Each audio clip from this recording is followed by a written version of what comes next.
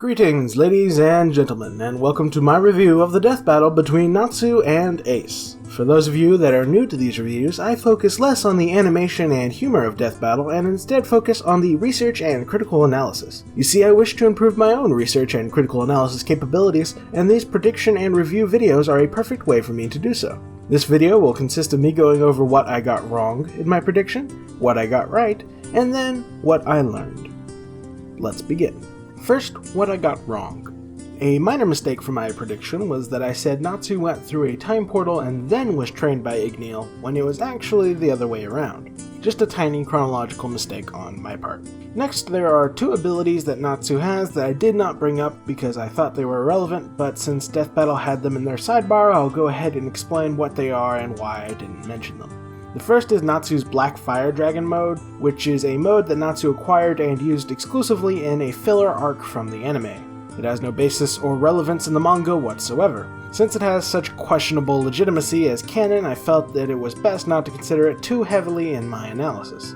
The second ability is that Natsu has access to some very basic transformation magic which just allows Natsu to look like someone else. He only used it once, it was out of combat, it only lasted a little bit, and its usefulness in a fight ranges from minimal to non-existent. I felt these two abilities were not worth mentioning, but maybe I should have. Feel free to tell me what you think in the comments below. Another small detail that didn't really play a role in the match but was still something I overlooked was that Natsu can consume lightning to replenish his magic. This was something that should have been obvious considering he can wield lightning now, and that's just how Dragon Slayers interact with elemental magic, but I guess it just didn't click with me for some reason.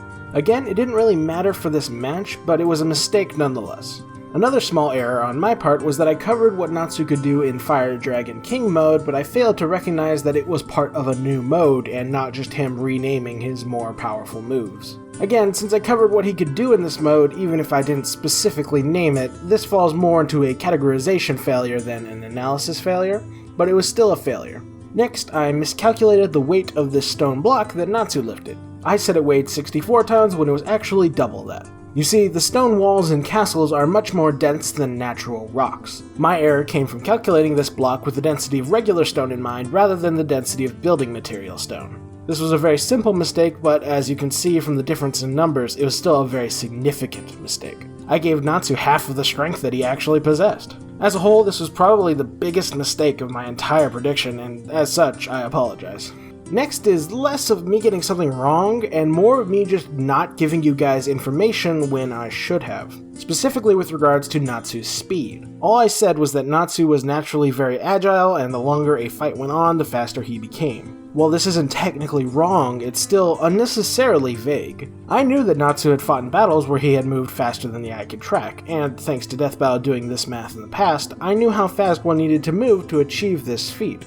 Yet for no good reason, I just didn't put two and two together. Similarly, I didn't go into detail about how much force it would take for Ace to break this tree, despite the fact that Death Battle had covered a similar feat in the past. This tree was smaller than the one Ace broke, but at the very least I could have used it as a baseline for Ace's feat so that way you guys could get some information about how strong he is.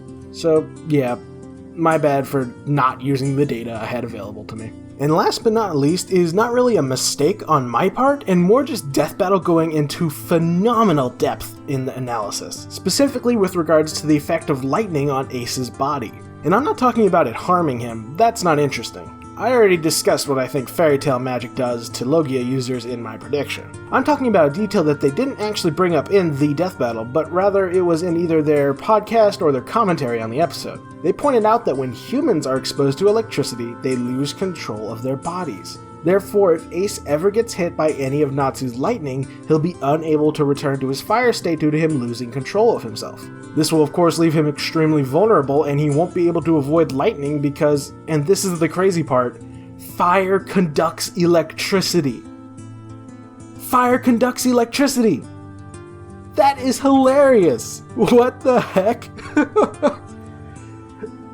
And that fantastic extra level of depth to their analysis is just amazing, and it showcases just why I love Death Battle so much. They managed to incorporate everything they know about the series along with biology and physics. They go the extra mile when it comes to analyzing these characters, and that's just absolutely fabulous. And that's just about everything I got wrong. Now for what I got right. I correctly predicted that Natsu would win, and I correctly predicted why he won. I went into as much, if not more depth than Death Battle with regards to discussing the feats of these characters, and to top it all off, I came out of this with an awesome new GIF for my Twitter. That's not actually relevant to my analysis, but I felt like telling you about it anyway. Now for what I learned. First off, I learned that I need to double check my script to make sure that I don't make any stupid mistakes when describing the order of events in these characters' histories. The second thing I learned is that I should double check things like wikis to make sure that I don't miss any pertinent information such as whether Fire Dragon King mode exists. The third lesson was that when analyzing strength feats, I need to pay more attention to the origin of the substance the character is lifting. And the last thing I learned is that if I don't have the math necessary for calculating a feat, then I should go back to previous death battles and see if they've already covered that sort of feat in the past.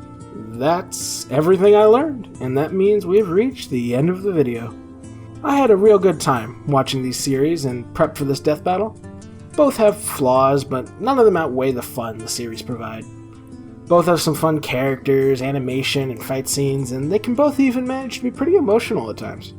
More so in Fairy Tail, but One Piece manages to be more lighthearted and fun-loving, so they both have their pros and cons.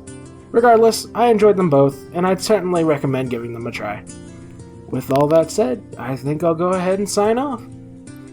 Like if you enjoyed the video, comment if you got something to say, subscribe if you want to see more, and as always, have a fantastic day.